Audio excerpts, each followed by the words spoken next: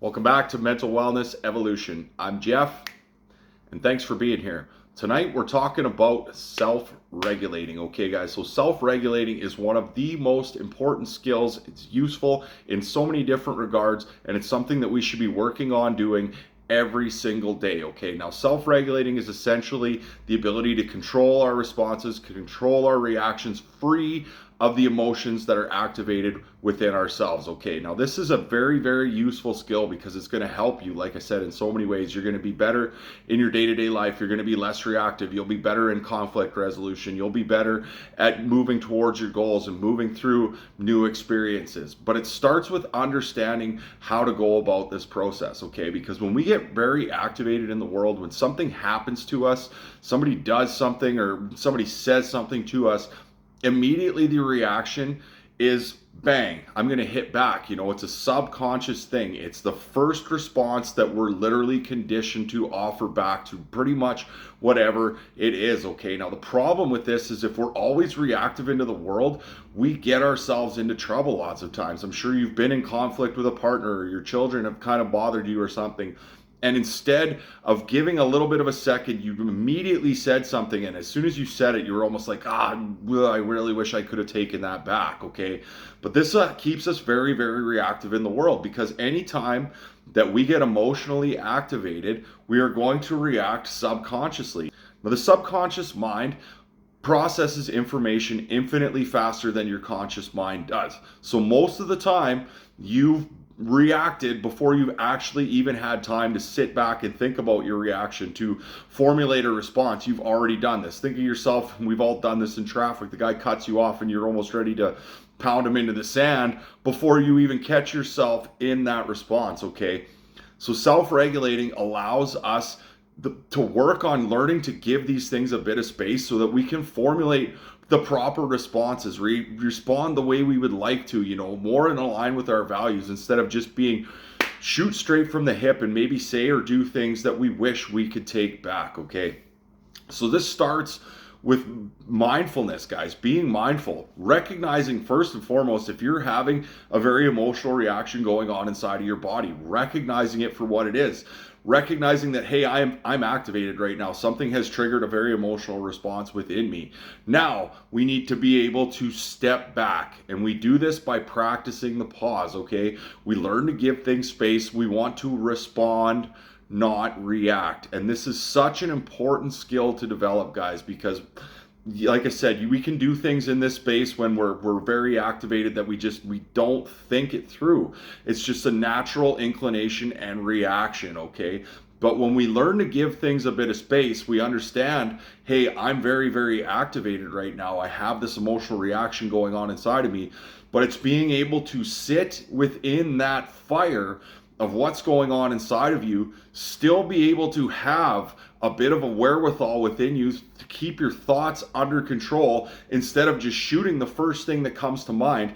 This allows you to sit in it and formulate a proper response, to really say what you maybe need to say in spite of what's going on inside of you, guys. It's something we need to work on developing, this skill, just being able to sit kind of in behind our thoughts and kind of observe them when we're in the fire of those emotional reactions. Okay, and the other thing that tends to happen, guys, too, is we get caught up in the thought, feeling, emotion loops because of these things. Okay, because thoughts drive feelings and emotions, which lead us back to thoughts. So if somebody triggers or activates you, now you might decide to keep your mouth shut, which is maybe the right decision in that space. But then what happens is we start telling a story inside of our head, which perpetuates the emotional cycle within us. And then we go from thinking to feeling, emotion, thinking to feeling to emotion. And it just keeps us running around in circles and running around in circles. But this space will allow us to disconnect from what I call story time, because the story we're telling inside of our heads is what's perpetuating the emotional cycle within our bodies. But if we can learn to disconnect and give that space with our thought processes now, we allow the emotional reaction to move through us. Instead of getting caught and stuck in it, we allow it the space to be, we allow it to move through. Now, this is not easy, guys. This is something that takes talent, it takes skill, it takes awareness, it takes mindfulness, it takes breathing, it takes all kinds of different skills in conjunction to actually get this done sometimes. And the thing you might notice within this too, guys, is because an emotional reaction was stimulated within you, perhaps your first reaction might end up being the appropriate response for what was said. However, this space and pause is actually going to give you the wherewithal and a little bit of time to decide whether that's the direction that you actually want to go, okay? And the other reason this is really important, guys, is in order for us to make changes in our lives, in order for us to do new habits, new behaviors, new thoughts, and things like that, we have to learn to move through discomfort, okay? We have to be able to just push ourselves through situations and circumstances and things that are maybe not that comfortable within ourselves. Now, see, the brain and subconscious mind loves what's familiar to it. The reaction is familiar to the brain and subconscious. But new behaviors are not familiar to the subconscious mind. They're not familiar to our brain. Now, the brain's language is behavior. So the way that you've always done things is going to be the way that your brain wants to do it. It's a safety thing for your brain. Your brain doesn't care if you can cognitively register that a behavior is bad for you. It just recognizes that you've done this so many times that this is what you like to do, regardless of what it is. It's a safety thing for the brain, which makes sense. It's just trying to keep you alive. But when we start trying to make changes in our lives, we start trying to go about things a different way, and we start trying to walk down a new path, it starts to feel uncomfortable, okay? But when we have this ability to recognize what's going on now within ourselves, because it's going to trigger a feeling, an emotional reaction within ourselves. You're going to hear, hey, should do this tomorrow. This is uncomfortable. I don't like this. We don't want to do this now. Let's do this later type of stuff. But now you can recognize the reaction that's going on within yourself is just an old subconscious programming. And when you have given that space, which you learn by self-regulating, now you can get yourself onto the playing field as being conscious and present in that moment. And then you can push yourself through that discomfort and towards the place that you'd like to go with that new behavior, with that new choice, that new direction, whatever that may look like for you. So when we learn that we can observe, guys, that's the key, is getting back to this like spirit soul aspect of ourselves that's in here behind the thoughts. That's the trick to this whole ordeal. And meditation and mindfulness are two of the best practices for us. They kind of work hand in hand. Meditation, mindfulness, presence. Presence is just being in the moment. Being mindful in the moment is being aware of your thoughts, your feelings, and your emotional states that are going on inside of you, okay? And the ultimate presence practice is obviously meditation, because meditation is focusing on getting ourselves back into the present moment. And I say that meditation is practice for life because it absolutely is. The better we can get at meditating and staying in the present moment within the confines of a meditation free of the external stimulus of the world, the better we're going to get at bringing that out into the world. And that's ultimately going to help us with self-regulating, okay, guys?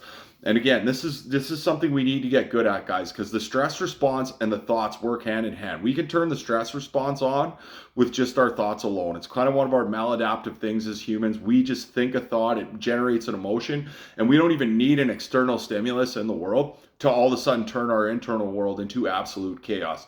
So learning to step back and practice that pause is going to serve you in this regard as well, because the stress response is literally what's killing people all over the world, because people are stuck in fight or flight. They cannot get out of fight or flight. They cannot get out of fight or flight. And what's happening is, again, the thought, feeling, emotion loops. The stress response gets activated.